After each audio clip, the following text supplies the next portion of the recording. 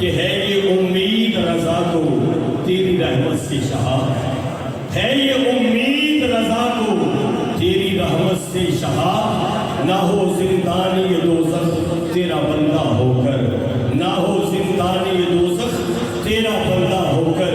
اعلیٰ حضرت فرماتے ہیں اے میرے آقا، اے میرے شہنشاہ، اس غلام کو امید ہے کہ اسے زندانی دوزخ نہیں ہوگی، مجھے جہنم میں نہیں ڈالا جائے گا، کیونکہ میں آپ کا غلام ہوں۔ یہ کیسے ہو سکتا ہے؟ میں آپ کا چاہنے والا ہوں، یہ کیسے ہو سکتا ہے؟ مجھے جہنم میں نہیں بھیجا جائے گا، لیکن یاد رہے دوزخ میں میں تو کیا رسول پاک سے دیکھا نہ جائے گا، کیونکہ رسول پاک سے دیکھا نہ جائے گا، کیونکہ رسول پاک سے میلاد مصطفیٰ صلی اللہ علیہ وآلہ وسلم خصوصی نشست خطاب کی جانب بڑھنے جا رہے ہیں۔ ہمارے درمیان ہماری خوش بختی ہے کہ عظیم مذہبی سکالر، عالم باعمل، واقف مسائل شریعت، پاسبان مسلک رضا،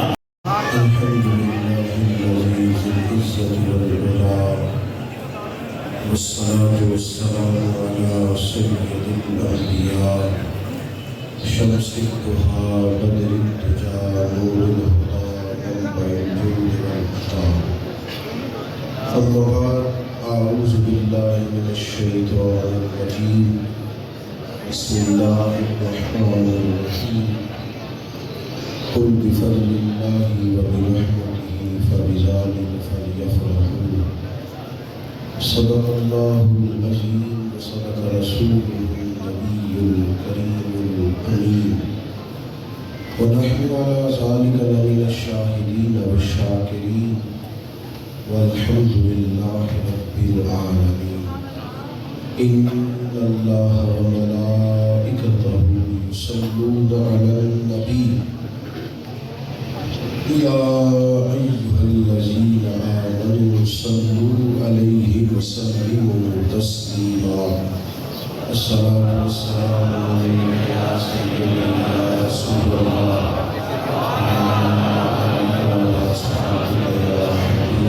سارے حضرات مشکل پڑھیے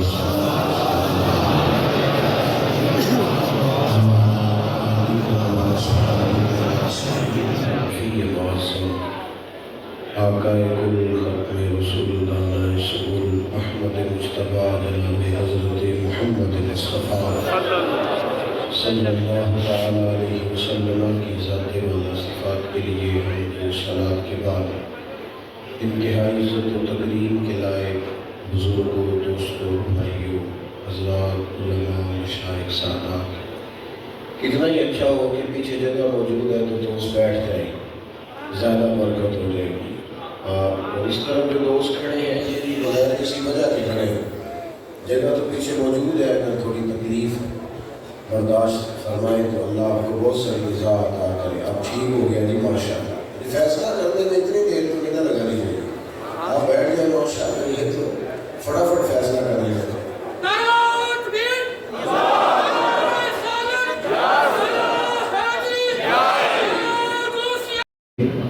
خوبصورت پروقار تقریب محفل میلاد مصطفیٰ صلی اللہ علیہ وسلم کے خوبصورت اور باوقار عنوان کے زیر سایہ انعقاد پذیر ہے۔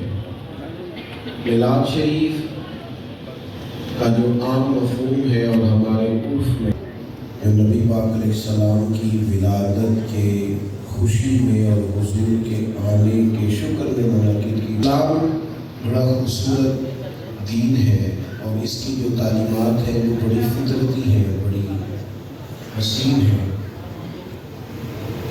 آپ غور فرمائیں تو اسلام انسان کو خوش رہنے کا کہتا ہے، اسے اپنی زندگی کو اطمینان کے ساتھ اللہ تعالیٰ کی رضا پر راضی رہتے ہوئے خوشی کے ساتھ وقت گزارنے کا کہتا ہے۔ ہمارے معاشرے میں بعض لوگ ہمیشہ ناراض رہتے ہیں، ان کے مزاج ہمیشہ تلخ رہتے ہیں، ان کی طبیعتوں پر کچھ بلا وجہ کا غصہ رہتا ہے، اور اگر کبھی آپ ان سے گفتگو کریں تو ڈھیر سارے شکوے، ڈھیر ساری شکایتیں، ڈھیر ساری پریشانیاں اور ڈھیر ساری معاذ اللہ مایوس خبریں بھی ان کے پاس موجود ہوتی ہیں۔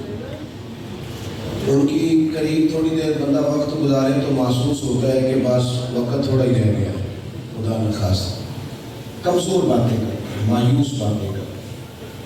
اور چونکہ ہم لوگ سب ناراض لوگوں کے درمیان رہتے ہیں تو ہم بھی کسی نہ کسی لحاظ سے ناراض ہی رہتے ہیں۔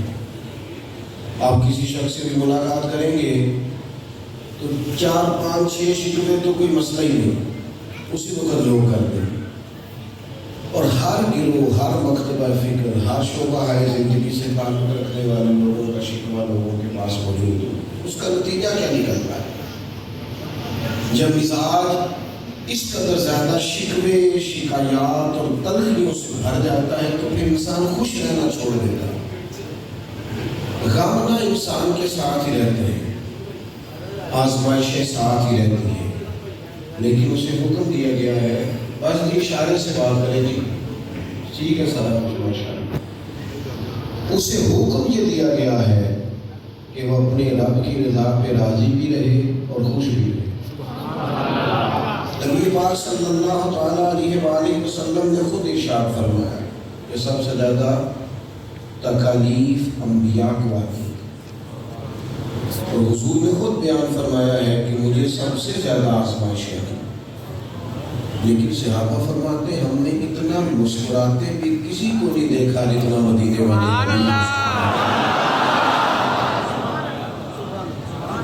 یہ بات ہوئی کہ آپ کی زندگی میں اگر کوئی ایک عادت تلخی ہے تو اس کو بنیاد بنا کے زندگی کی ساری خوشیاں بندہ چھوڑ دے۔ ایک عادت اگر آزمائش ہے تو اس کو صرف، اور ہمارا یہی ہے، کسی شخص کے پاس صحت بھی ہے، اولاد بھی ہے، اچھے دوست بھی ہے، اللہ نے اسے مثبت سوچیں بھی دی ہے اور سوچنے سمجھنے کی اچھی صلاحیت بھی دی ہے۔ اللہ تبارک و تعالیٰ نے خاص رحمت کی ہے اور سجدے کی توفیق بھی عطا فرمائی ہے۔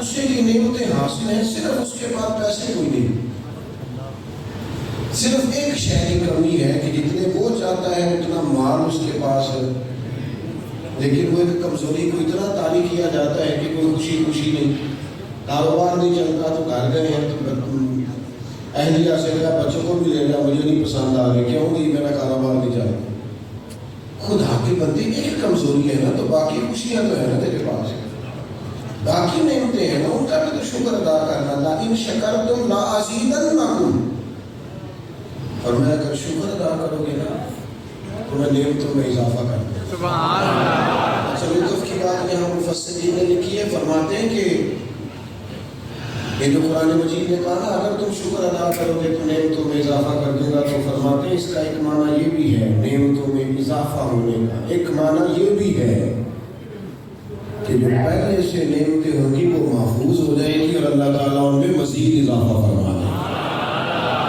مزید اضافہ ہو۔ اپنے مزاج کو خوشی والا، مسرت والا، طبیعت کو ہمیشہ پرسکون، یہ بالخصوص یہ جب سے ہم فوٹو کے چکر میں پڑے ہیں نا اور جب سے ہر چیز موبائل ہو گئی، اس طرح پڑا رہتا ہے لوگوں کی کیفیت کو نہیں، کسی جگہ پہ لوگ بیٹھتے ہیں تو غیر مطمئن بیٹھتے ہیں۔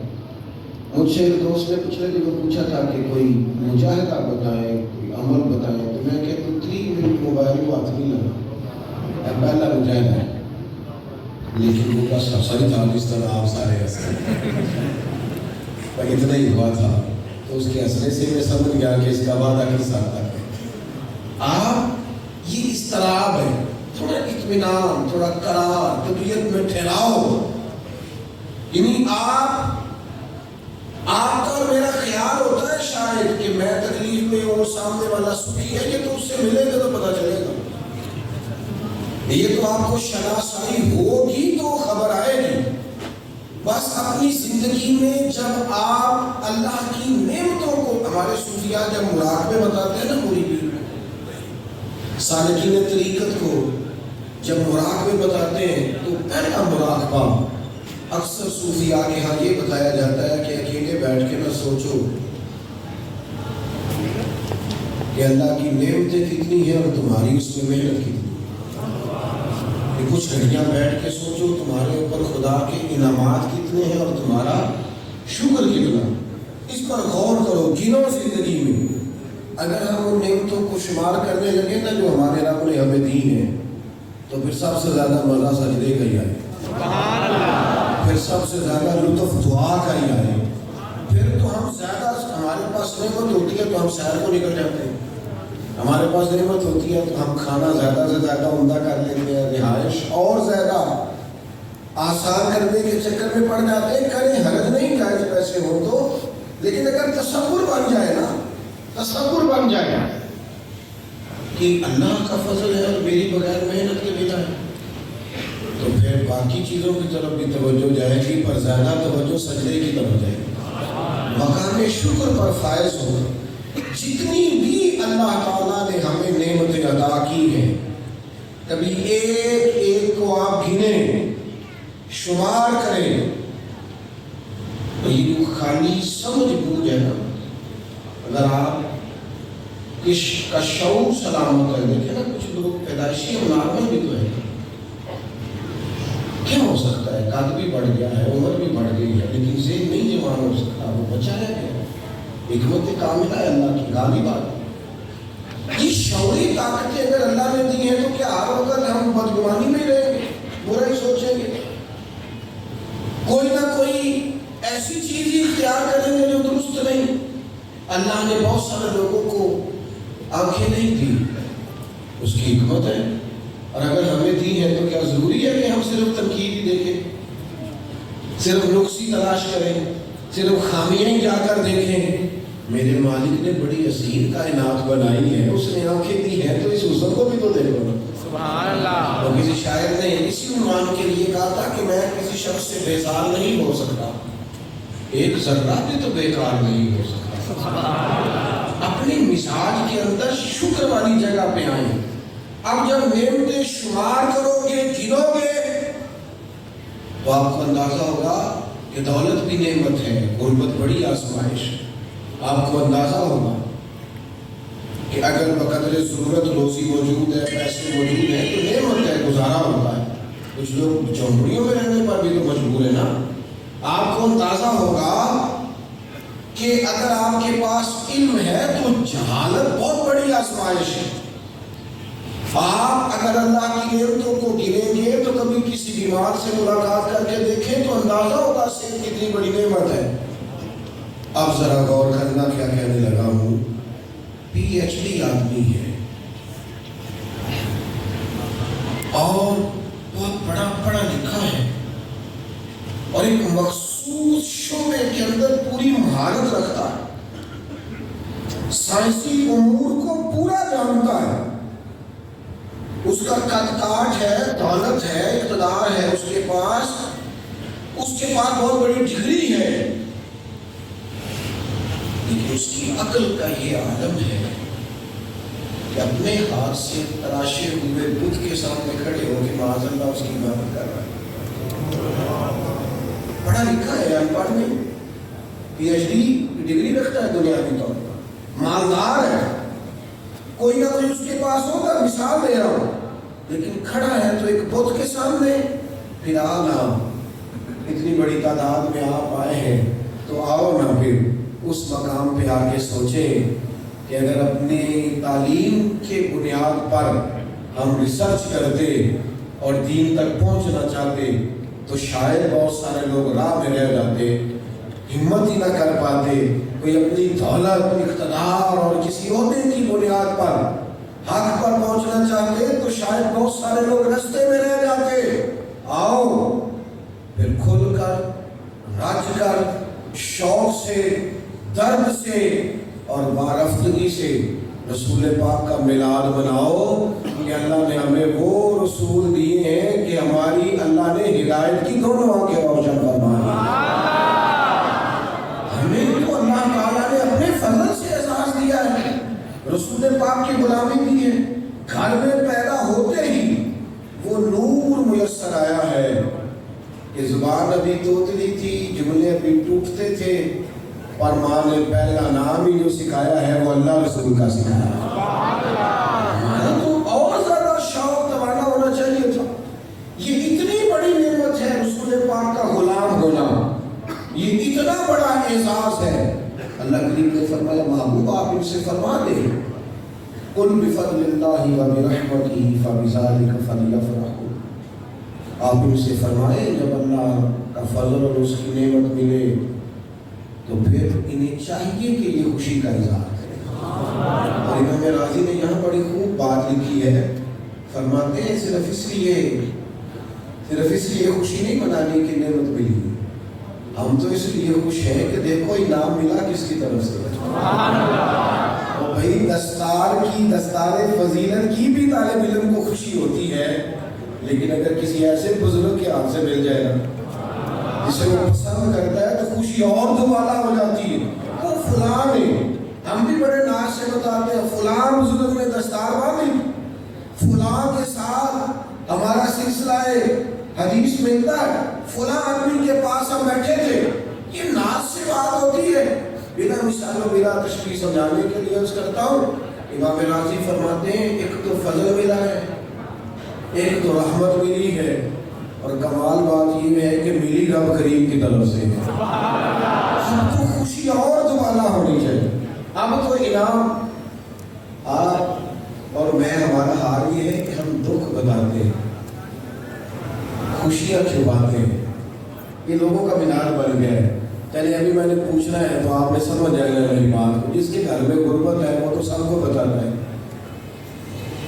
اور جس کا بینک بیلنس بڑا تگڑا ہے اس نے بھی کبھی بتایا۔ جس کے گھر کے اندر بظاہر حالات کمزور ہے وہ تو سب کو بتاتا ہے، اور جس نے کہیں تو سونا اندر چھپا رکھا ہے اس نے بھی کبھی نام لیا۔ یہ مزاج بن گیا ہے، دکھوں کا اظہار کرنا اور خوشیوں کو چھپانا ہمارے اوپر اللہ کا بڑا انعام ہے، اور سب سے بڑا انعام یہ ہے کہ ہم رسول رحمت کے غلام ہیں۔ یہ سب سے بڑا انعام۔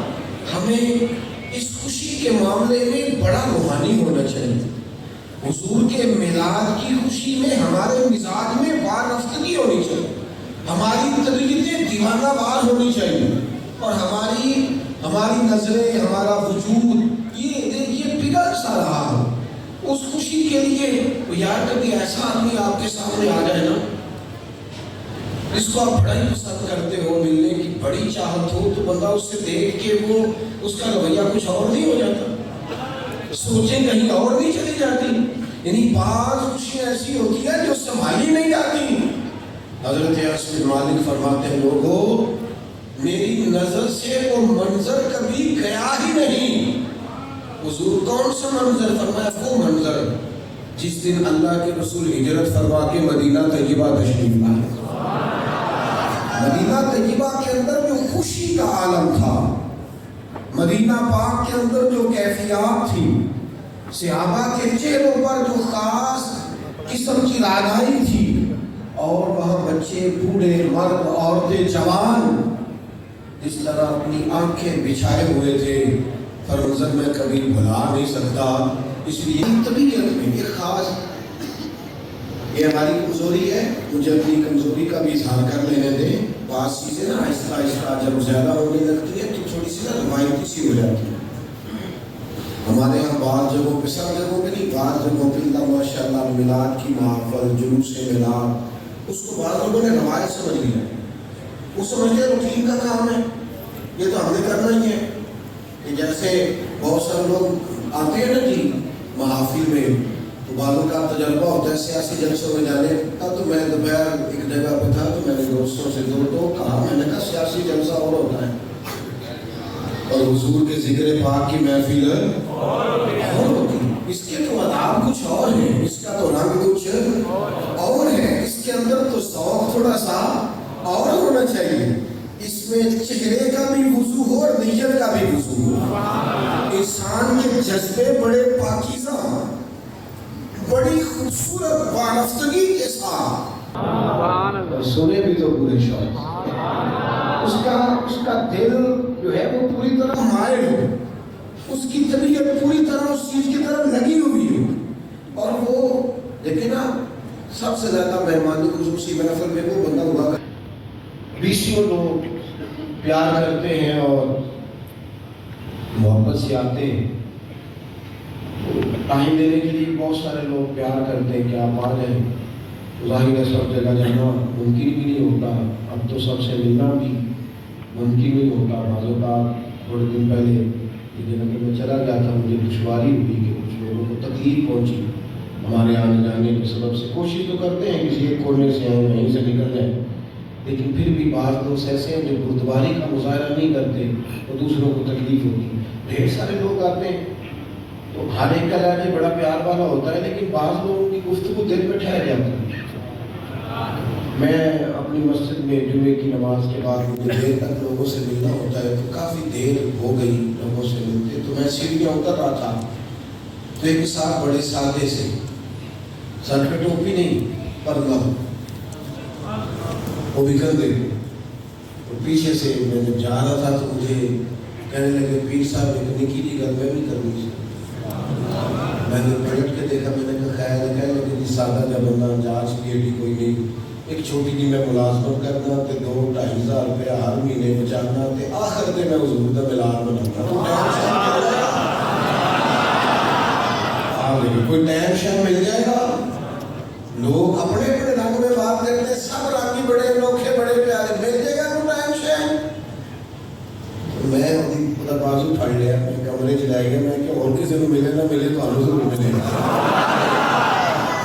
تو میں نے ڈائری میں جب اس بندے کا ٹائم لکھا تو میں نے ٹائم میں لکھا، تاریخ نہیں لکھی تھی، میں نے کیا سی ٹائم شہر، بالکل نے ٹائم شہر ہو گیا سی نا۔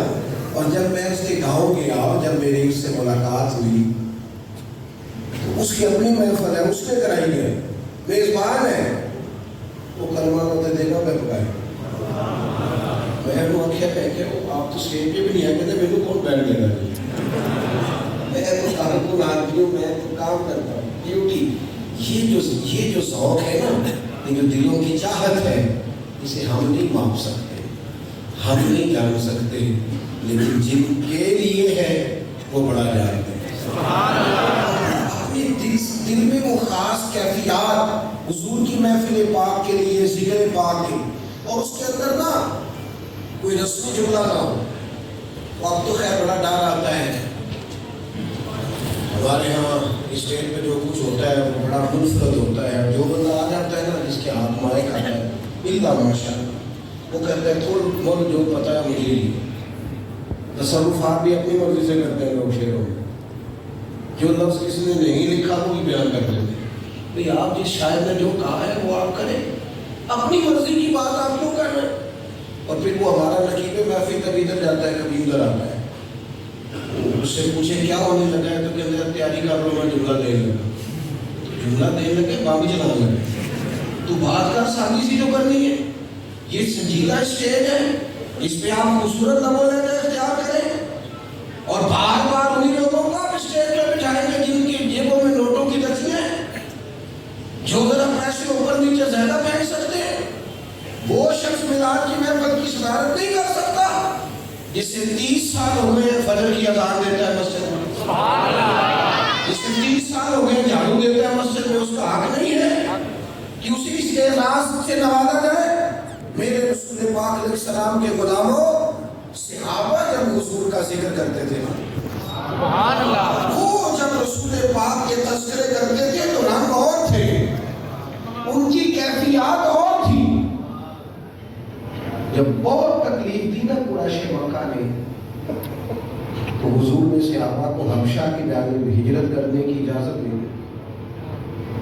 ہجرت حبشہ ہوئی، وہاں بھی سکون سے نہیں بیٹھنے دیا قریش مکہ نے، چند شرارتی لوگ وہاں بھی پہنچے، بنائی ہوتی ہے نا، مجرم نے بھی کہانی بنائی ہوتی ہے، انہوں نے بھی ایک کہانی بنائی ہوئی کہ دیکھو جی یہ ہمارے باپ دادا کو گمراہ کہتے ہیں، فلاں کرتے ہیں، فلاں کرتے ہیں، اب یہاں آ گئے، ساری داستان جا کے بادشاہ کو سنائی، کہا ہمارے کچھ لوگ آتے، نجاشی بڑے سمجھدار آدمی تھے، اسی لیے اللہ تعالیٰ نے توفیق ہدایت بھی عطا فرمائی۔ نعرہ تکبیر، نعرہ رسالت، نعرہ رسالت، تاجدار ختم نبوت، تاجدار ختم نبوت۔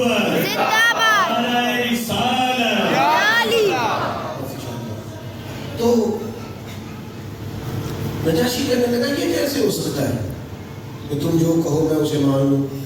ہمارے یہاں بھی کچھ لوگ پنچایت کے سربراہ ہوتے ہیں، پر جو پہلے چلے جائے اسی کے ساتھ ہوتے ہیں۔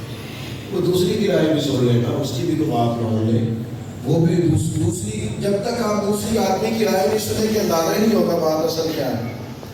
ورنہ تو جو بھی بات کرے گا اپنے حق میں کرے گا، نجاشی کرنے لگا یہ کیسے ہو سکتا ہے؟ جو تم کہو میں مان لوں، میں ان کو بلاؤں گا، ان کی بات سنوں گا، اس کے بعد فیصلہ کروں گا۔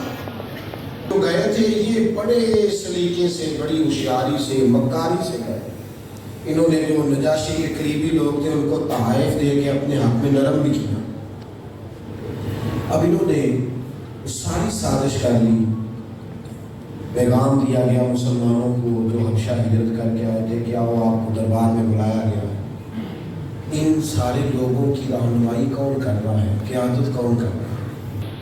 اسلام کے اولین صف کے مبلغین میں بڑا نام حضرت جعفر طیار رضی اللہ تعالی عنہ۔ حضرت جعفر طیار نے کہا میں بات کروں گا۔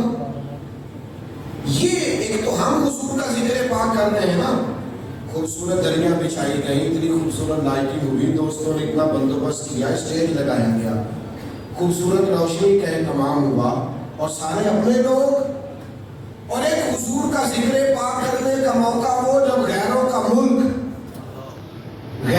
آپ کا دل اور زبان ایک ہو تو پھر یہ ذکر ٹھیک ہوتا ہے، پھر یہ روحانی طور پر بندے کو مضبوط کرتا ہے۔ حضرت جعفر طیار بولے، اور کیا پاک پن ہے ان کی گفتگو، اور کیا ان کے جملوں میں خوبصورتی ہے، حضور کی دی ہوئی تاکہ میں پھر سوارتا ہوں، چراغ میرا ہے رات ان کی، میں انہی کے مطلب کی کہہ رہا ہوں، زبان میری ہے بات ان کی۔ یار کہنے لگے میں وہی کہوں گا جو میں نے اپنے محبوب سے سنا ہے۔ ہم حضرت عیسیٰ علیہ السلام کو معاذ اللہ ثم معاذ اللہ کسی صورت اللہ کا بیٹا نہیں مانتے، ہم انہیں اللہ کا بندہ اور اللہ کا رسول مانتے۔ ہاں یہ ہے کہ وہ کنواری اور پاک مریم کے بطن اطہر سے بغیر باپ کے اللہ کی قدرت سے پیدا ہوئے۔ بس حضور کی تعلیم بیان کر دی، ذکر رسول کر دیا۔ اب وہ چاروں جانب انہوں نے مذہبی کارڈ کھیلا تھا نا، وہ منتظر تھے کہ جواب کیا، حالات کس طرف ہوتے ہیں۔ وہ جو ان کے مذہبی لوگ بیٹھے تھے وہ انگلیاں دبا رہے، دانت چبا رہے، ان کے وجود اور چہرے کچھ اور ہی بتا رہے تھے، لیکن نظریں تھی کہ بادشاہ کوئی بات کرے گا تو ہم کریں گے۔ تو بادشاہ نے زمین سے تنکا اٹھایا، اٹھا کے کہنے لگا میں کوئی ان پڑھ آدمی نہیں، آسمانی کتابیں جاننے والا ہوں۔ یہ جو کچھ انہوں نے کہا ہے نا حضرت عیسیٰ کے بارے میں، یہی میں نے آسمانی کتابوں میں پڑھا ہے۔ حضرت عیسیٰ نہ اس سے ایک دن کا زیادہ ہے نہ ایک دن کا کم ہے، انہوں نے جو کہا ہے حق اور سچ کہا ہے۔ اور پھر کہنے لگا آپ جائیے اور تسلی سے اپنے حساب سے عبادت کیجیے، آپ کو کوئی پریشان نہیں ہے۔ حضور کے ذکر پاک کے لیے آپ کے مزاجوں میں دیکھو، کوئی ضروری ہے کہ آپ VIP نعت نہیں بلائیں گے تو پھر ہی حضور کی نعت ہوگی؟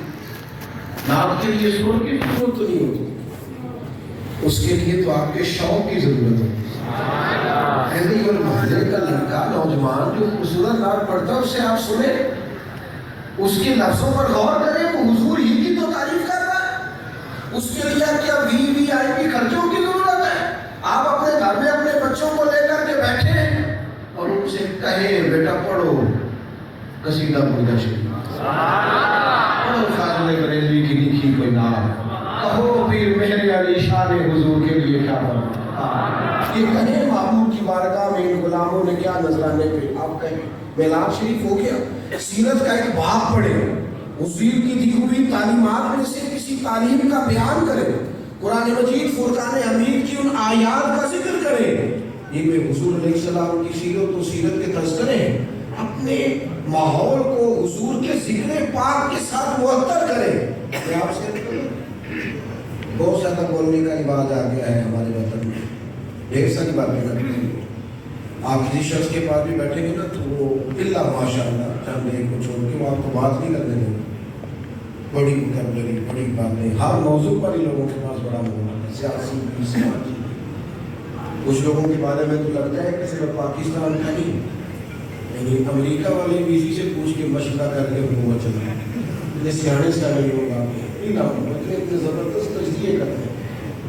اتنی جو باتیں ہم نے یاد کی ہیں، اتنی جو کہانیاں ہم نے سیکھی ہیں، یہ ساری باتیں کیا کرتی ہیں؟ دل سخت کرتی ہیں، وقار ختم کرتی ہیں، انسان کمزور پڑتا ہے۔ اتنا کچھ جو سیکھا ہے مدینے والے حبیب کی نعت میں سیکھی، حضور کی باتیں نہ یاد کریں۔ کوئی شخص بڑی عمدہ بات کرتا تھا، لہجہ بڑا میٹھا تھا، کسی نے اس سے کہا یار تیری بات سنتے رہنے کو جی کرتا ہے، تو اس نے کہا اس کی وجہ ہے میں بلبل خوش لہجہ گلزار نبی ہوں، میٹھی میری باتیں ہیں کیونکہ میں نمک خار نبی ہوں۔ میں اپنی بات نہیں نہ کرتا، میری تو بات بن گئی ہے تیری بات کرتے کرتے۔ میں حضور کی بات کرتا ہوں نا، میں رسول پاک کی باتوں سے اپنے جملوں کو باوزن کرتا ہوں۔ تھوڑا سا گزارشی انداز میں اس کا تھوڑا سا سیرت کی کتب کھولیں، اس کو پڑھیں، اور آپ حضور کو پڑھتے جائیں گے، آپ کھو جائیں گے۔ آپ محبوب کی زندگی مبارکہ کو پڑھیں گے، جینے کا سلیقہ ہے۔ آپ حضور کی حیات مبارکہ کو پڑھیں گے، غربت مزہ دینے لگے، دکھ لطف دینے لگے، دوسروں کی طرف سے آنے والی تکلیفیں انسان اس کی چاشنی محسوس کرنے لگے گا۔ مجھ سے خدمت کے گود سی کہے ہر رضا مصطفیٰ جانے رحمت پیدا۔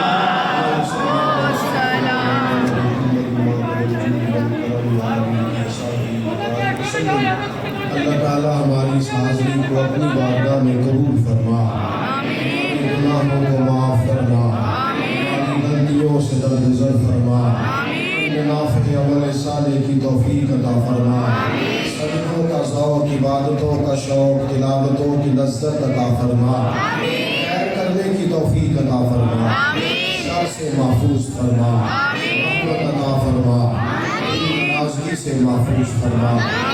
تعالیٰ اس ماہ میلاد کا صدقہ امت کے حق میں رحمت والے فیصلے فرما۔ اللہ میری پاکستان پر اپنا خاص فضل و احسان فرما۔ اللہ جن دوستوں نے اس خوبصورت محفل کو سجایا انہیں بہترین صلہ عطا فرما۔ قرب و جوار سے یا دور دراز سے جتنے لوگ آئے قدم قدم برکتیں عطا فرما، بیماروں کو شفا عطا فرما، مقروضوں کو قرض کے بوجھ سے رہائی نصیب فرما، کے رزق میں وسعت فرما، امت کی خیر فرما۔ رب اغفر وارحم وانت خیر الراحمین، وصلی اللہ تعالی علی حبیبہ سیدنا محمد۔ اعلان فرمانے بعد از نماز عصر 12 اکتوبر روز جمعرات بعد از نماز عصر محفل میلاد مصطفیٰ کا اہتمام ہوگا، جو کہ